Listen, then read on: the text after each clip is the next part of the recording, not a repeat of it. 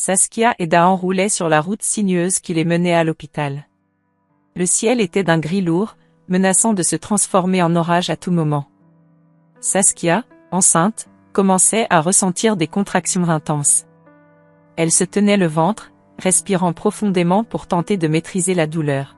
« Daan, ça se rapproche, il faut qu'on se dépêche, dit-elle, son visage crispé par la douleur. Daan, les mains sur le volant, conservait une expression de calme apparent, mais l'on pouvait discerner une légère tension dans ses gestes. Soudain, son téléphone portable vibra sur le tableau de bord. Il jeta un coup d'œil à l'écran et vit le nom de son père s'afficher. « C'est mes parents, je dois répondre, » dit-il en décrochant. « Allô, papa ? » Oui, nous sommes en route pour l'hôpital. »« Quoi ? Un voyage imprévu ? Maintenant ?» Saskia serrait les dents, ses contractions devenant de plus en plus fréquentes et douloureuses. Elle regardait Daan avec une lueur d'inquiétude dans les yeux. « Daan, c'est pas le moment de discuter de voyage, on doit y aller. » implora-t-elle. Daan écoutait encore son père au téléphone. Après une courte discussion, il raccrocha et se tourna vers Saskia avec un sourire maladroit. « Écoute, chérie, mes parents veulent qu'on parte en voyage avec eux, maintenant. Je t'emmène à l'hôpital et je les rejoins après, ça te va ?» Saskia, abasourdie, ne pouvait croire ce qu'elle entendait. Elle ouvrit la bouche pour protester, mais une nouvelle contraction la coupa dans son élan. Daan, comme pour désamorcer la situation, ajouta en plaisantant. « Allez, tu peux te débrouiller toute seule, non ? C'est pas comme si tu allais accoucher en route. » Daan sortit de la voiture, laissant Saskia seule, et monta dans la voiture de ses parents qui venaient d'arriver. Il lui fit un signe de la main avant de disparaître au coin de la rue. Saskia, en proie à une douleur intense et une colère sourde, serra le volant et prit une grande inspiration. « Très bien, » murmura-t-elle pour elle-même. « Je vais le faire. Pour moi et pour mon bébé. » Avec une détermination farouche, elle mit la voiture en marche et se dirigea vers l'hôpital. Chaque contraction était un défi, mais elle tenait bon, se concentrant sur la route et sa respiration. À l'hôpital, les infirmières l'accueillirent. En quelques heures, elle donna naissance à une magnifique petite fille qu'elle nomma Anouk. Exténuée mais remplie d'amour, elle tenait son bébé dans les bras, oubliant un instant la trahison de Daan. 3 heures plus tard, alors qu'elle reposait dans sa chambre, le téléphone de Saskia se mit à vibrer. C'était Daan. Elle fixa l'écran avec une froide indifférence, puis décida de ne pas répondre. Le téléphone vibra encore et encore, mais Saskia restait inébranlable. Elle savait, au fond d'elle-même, que quelque chose avait changé irrévocablement. Le lendemain, une infirmière entra dans la chambre de Saskia avec un sourire chaleureux. « Félicitations, madame, comment vous sentez-vous aujourd'hui ? » « Je me sens bien, merci, » répondit Saskia avec un sourire faible mais sincère. L'infirmière jeta un coup d'œil au téléphone toujours en train de vibrer. « Vous ne voulez pas répondre ? Ça pourrait être important. » Saskia secoua la tête. « Non, ce n'est pas important. Ce qui compte, c'est ma fille et moi. Nous allons bien, et c'est tout ce qui importe pour le moment. » Elle regarda Anouk dormir paisiblement dans son petit berceau, et un sentiment de détermination inébranlable s'installa en elle. Elle savait qu'elle avait pris la bonne décision. Le futur serait peut-être incertain, mais elle serait prête à tout affronter pour offrir à sa fille une vie remplie d'amour et de sécurité. Les heures suivant la naissance d'Anouk furent un tourbillon d'émotions pour Saskia. La douleur physique de l'accouchement était encore fraîche, mais c'était la trahison de Daan qui la troublait le plus. Le téléphone de Saskia ne cessait de vibrer avec des appels et des messages de Daan, mais elle était déterminée à ne pas répondre. Il a fait son choix, pensa-t-elle en regardant sa fille endormie dans ses bras. Maintenant, c'est à moi de faire le mien. Le lendemain matin, Lotte, sa meilleure amie depuis l'université, arriva à l'hôpital. « Saskia, ma chérie, comment te sens-tu » demanda-t-elle en embrassant tendrement le front de Saskia. « Fatiguée, mais soulagée que tout se soit bien passé pour Anouk et moi, » répondit Saskia avec un sourire fatigué. « Mais je ne veux plus entendre parler de Daan. » Lotte hocha la tête. « Je comprends. Et tu sais que Bram et moi sommes là pour toi. Nous allons t'aider à rentrer chez toi et t'installer. » Ne t'inquiète pas. Avec le soutien de Lot et Bram, Saskia réussit à s'installer chez elle sans trop de difficultés. Bram monta le berceau d'Anouk dans la chambre tandis que Lot préparait un repas chaud. Avec ses amis à ses côtés, Saskia commença à réfléchir à sa relation avec Daan, se remémorant les moments où elle avait ignoré les signes d'égoïsme et d'indifférence. « Je mérite mieux », se dit-elle en berçant Anouk. Et Anouk mérite un père qui sera toujours là pour elle. Quelques jours plus tard, Daan revint précipitamment de son voyage. Lorsqu'il arriva devant la maison, il tambourina à la porte. « Saskia. Ouvre, s'il te plaît. Je dois te parler. » Ses cris résonnaient dans la rue. Saskia s'avança lentement vers la porte, mais Lot la retint. « Tu n'es pas obligé de lui parler maintenant. Prends le temps dont tu as besoin. » Après un moment d'hésitation, Saskia ouvrit la porte juste assez pour que Daan puisse l'entendre. « Daan, je ne veux pas te voir. Tu m'as abandonné au moment où j'avais le plus besoin de toi. Il n'y a plus rien à dire. Saskia, écoute-moi, je suis désolée. J'ai fait une terrible erreur. Je ne pensais pas que cela se passerait ainsi. Donne-moi une chance de me racheter, supplia Daan, la voix brisée. Tu as eu ta chance, Daan. C'est fini entre nous. Je veux le divorce, répondit-elle fermement avant de refermer la porte. Daan, désemparé, continuait à appeler et envoyer des messages, promettant de changer. Mais Saskia resta ferme dans sa décision. Je ne peux plus revenir en arrière, confia-t-elle à Lot. Pour moi et pour Anouk, je dois aller de l'avant. Le soutien de Lot et Bram fut inestimable. Ils l'aidèrent à organiser ses affaires juridiques, à trouver un avocat et à s'occuper des formalités pour le divorce. Tu n'es pas seule, Saskia. Nous sommes là pour toi, la rassura Bram. Un soir, alors qu'elle berçait Anouk pour l'endormir, Saskia prit une grande décision. Je vais reprendre mes études de droit, se dit-elle à voix haute. Je ne laisserai pas cette épreuve me définir. Je vais reconstruire ma vie et offrir un avenir meilleur à ma fille. Et c'est ainsi que Saskia, avec une détermination renouvelée, se lança dans sa nouvelle vie. Elle savait que le chemin serait difficile, mais avec le soutien de ses amis et sa propre force intérieure, elle était prête à affronter tous les défis. La nouvelle vie de Saskia en tant que mère célibataire commence avec un mélange d'appréhension et de détermination. Après l'accouchement tumultueux et la trahison de Daan, elle décide de reprendre le contrôle de sa vie. Un matin, alors qu'Anouk dort paisiblement dans son berceau, Saskia s'assoit à la table de la cuisine avec une tasse de café fumant. Elle ouvre son ordinateur portable et se connecte au portail de l'université pour réactiver son inscription aux études de droit, études qu'elle avait mises de côté pour soutenir la carrière de Daan. Peu de temps après, Saskia retrouve Jeroen, un ancien camarade de classe, à la bibliothèque de l'université. Jeroen, un homme aux cheveux châtains et aux yeux rieurs, est ravi de revoir Saskia. Saskia. Ça fait si longtemps. Comment vas-tu, s'exclame-t-il, un sourire chaleureux sur le visage. Elle lui raconte brièvement les événements récents, sans entrer dans les détails les plus douloureux. J'ai décidé de reprendre mes études de droit. J'ai besoin de me concentrer sur quelque chose de positif et de construire un avenir stable pour Anouk et moi. Jeroen, touché par sa détermination, lui propose son aide. Je suis là pour toi, Saskia. Si tu as besoin de quoi que ce soit pour réviser ou pour garder Anouk pendant que tu étudies, n'hésite pas à me demander. Les semaines passent, et Saskia jongle habilement entre ses études et ses nouvelles responsabilités de mère.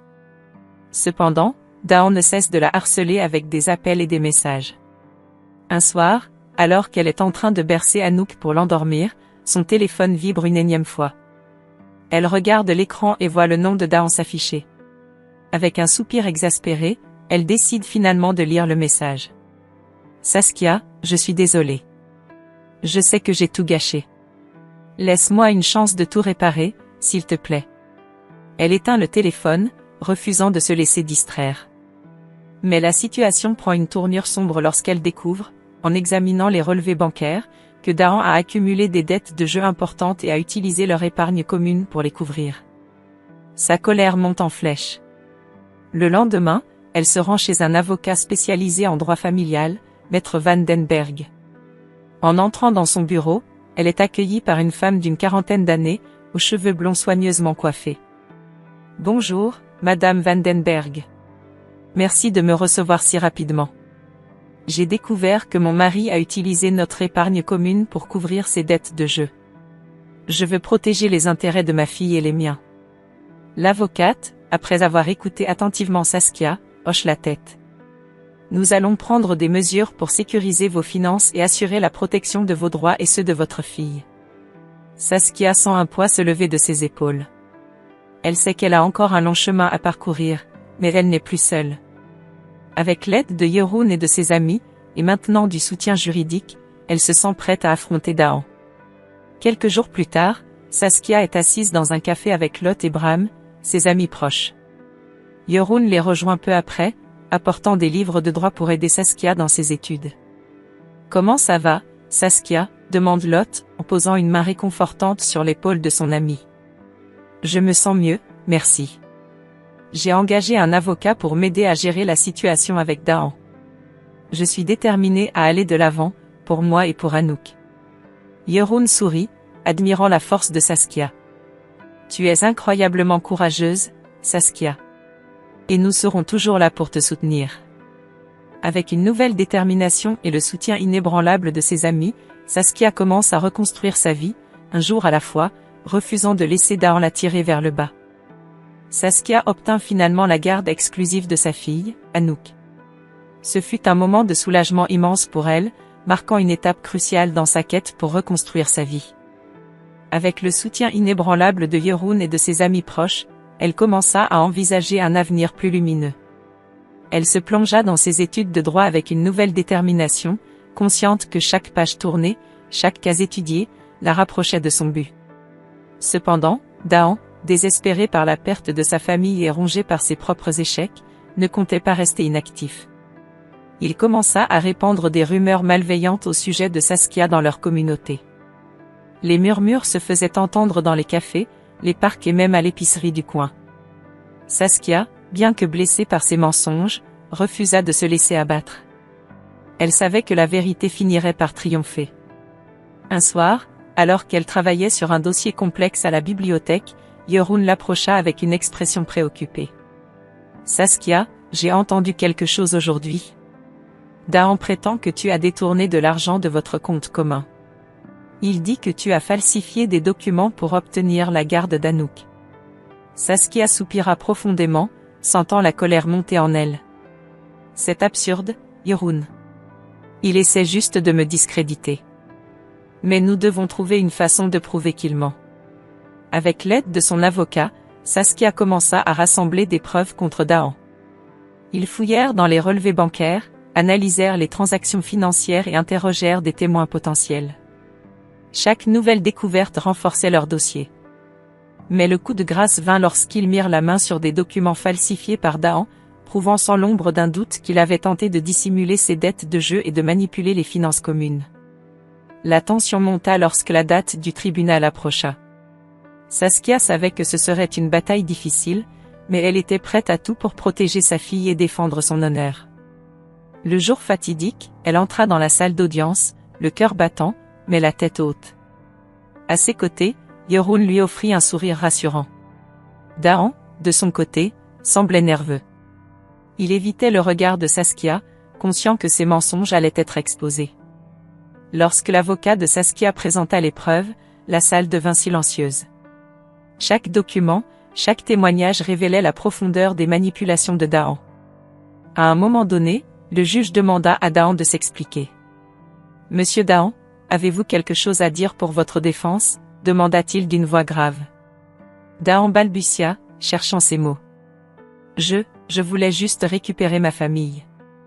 J'ai fait des erreurs, mais Saskia n'est pas parfaite non plus. » Saskia se leva alors, le visage déterminé. « Votre honneur, tout ce que j'ai fait, c'est pour protéger ma fille. Daan a trahi notre confiance, il a menti et manipulé. Je ne demande pas vengeance, seulement justice. » Le juge hocha la tête, réfléchissant avant de rendre son verdict. « Les preuves sont accablantes. Monsieur Daan, vos actions sont inacceptables. » Le tribunal se prononce en faveur de Madame Saskia, lui accordant la garde exclusive d'Anouk et une compensation financière pour les dommages subis. Saskia sentit un poids se libérer de ses épaules. Elle tourna son regard vers Yeroun, qui lui sourit avec fierté. La bataille n'était pas complètement terminée, mais elle avait remporté une victoire significative. En sortant du tribunal, Yeroun l'attrapa par la main. « Tu as été incroyable, Saskia. Tu mérites tout le bonheur du monde. » Elle sourit, reconnaissante. « Merci, Yeroun. Je n'aurais pas pu y arriver sans toi. » L'audience tant attendue débute dans une salle de tribunal austère et solennelle. Saskia, vêtue d'un tailleur élégant, entre avec détermination, tenant fermement la main de son avocat, M. Van der Meer. À ses côtés se trouvent Yeroun, Lot et Bram, venus la soutenir. De l'autre côté de la salle, Dahan se tient, visiblement nerveux, entouré de ses propres conseillers juridiques. Le juge, un homme d'âge moyen au regard perçant, prend place et appelle à l'ordre. Nous sommes ici aujourd'hui pour examiner le cas de Saskia Van Dijk contre Dahan Van Dijk. Madame Van Dijk, vous pouvez commencer. M. Van der Meer se lève et commence son exposé. Votre honneur, nous avons des preuves accablantes démontrant que M. Dahan Van Dijk a non seulement abandonné sa femme en plein accouchement, mais a également falsifié des documents financiers pour éviter de partager ses biens et a accumulé des dettes de jeu en utilisant l'épargne commune. Saskia, d'une voix claire et ferme, ajoute « Votre honneur, mon mari m'a trahi de multiples façons. Il a mis en danger notre avenir et celui de notre fille, Anouk. Je demande justice pour nous deux. » Le juge hoche la tête et se tourne vers l'avocat de Dahan. « Monsieur Debourg, avez-vous quelque chose à dire en défense de votre client ?» Monsieur Debourg, visiblement mal à l'aise, se lève. « Votre honneur, mon client reconnaît ses erreurs et souhaite faire amende honorable. Cependant, nous contestons certaines des accusations portées contre lui. » Le juge lève un sourcil, sceptique. « Très bien. Continuons avec les preuves. » Saskia et son avocat présentent une série de documents, de relevés bancaires et de témoignages qui corroborent leurs accusations. Chaque pièce de preuve est un coup de marteau sur la défense chancelante de Dahan. Le juge examine attentivement chaque document, ses sourcils se fronçant de plus en plus à mesure que la vérité se dévoile. À un moment donné, le juge demande à Dahan de s'expliquer sur la falsification des documents financiers. Dahan, transpirant, tente de se justifier maladroitement. « Votre honneur, c'était une erreur de jugement. Je ne voulais pas que ma famille souffre à cause de mes dettes de jeu. » Le juge, impassible, répond « Une erreur de jugement qui a mis en péril la sécurité financière de votre femme et de votre fille. C'est inacceptable. » Après plusieurs heures de délibération et d'exposé, le juge rend finalement son verdict. Après avoir examiné toutes les preuves, il est clair que M. Dahan Van Dijk a agi de manière frauduleuse et irresponsable. Je décide en faveur de Madame Saskia Van Dijk. Elle obtient la garde exclusive de sa fille, Anouk, ainsi qu'une compensation financière pour les dommages subis. De plus, M. Van Dijk sera poursuivi pour fraude et manipulation de documents. La salle de tribunal est en effervescence. Saskia sent une vague de soulagement l'envahir. Yeroun, Lot et Bram l'entourent, la félicitant chaleureusement. « Tu l'as fait, Saskia. Tu as gagné, » dit Yeroun avec un sourire plein de fierté. Saskia, émue, répond « Merci à vous tous. Je n'aurais jamais pu y arriver sans votre soutien. » De retour chez elle, Saskia célèbre cette victoire avec Anouk, Yeroun, Lot et Bram. Ils partagent un repas convivial, et l'atmosphère est remplie de rire et de joie. Anouk, dans les bras de sa mère, babille joyeusement, inconsciente des épreuves que sa mère vient de surmonter. Plus tard dans la soirée, alors que tout le monde commence à partir, Yeroun reste un peu plus longtemps. Saskia et lui s'assoient sur le canapé, un silence confortable s'installant entre eux. « Saskia, je voulais te dire à quel point je suis fière de toi. Tu es une femme incroyablement forte, » dit Yeroun, ses yeux brillants d'admiration. Saskia sourit timidement. « Merci, Yeroun. Tu as été là pour moi à chaque étape. Je ne sais pas comment te remercier. » Yeroun prend sa main. « Tu n'as pas besoin de me remercier. Je suis heureux d'être à tes côtés. » Ils se regardent un moment, la connexion entre eux devenant de plus en plus évidente. Alors que Saskia sent son cœur s'ouvrir de nouveau à l'amour, elle réalise qu'une nouvelle histoire commence à se dessiner, une histoire de bonheur et de renaissance. Pendant ce temps, Dao est laissé à affronter seul les conséquences de ses actions. Humilié et ruiné, il comprend enfin l'étendue de ses erreurs, mais il est trop tard pour réparer les dégâts. La justice a été rendue, et Saskia peut enfin tourner la page, prête à embrasser un avenir prometteur avec Anouk et peut-être, avec Yorun à ses côtés. Si vous avez suivi jusqu'ici, abonnez-vous à la chaîne pour plus d'histoires émouvantes et captivantes comme celle-ci.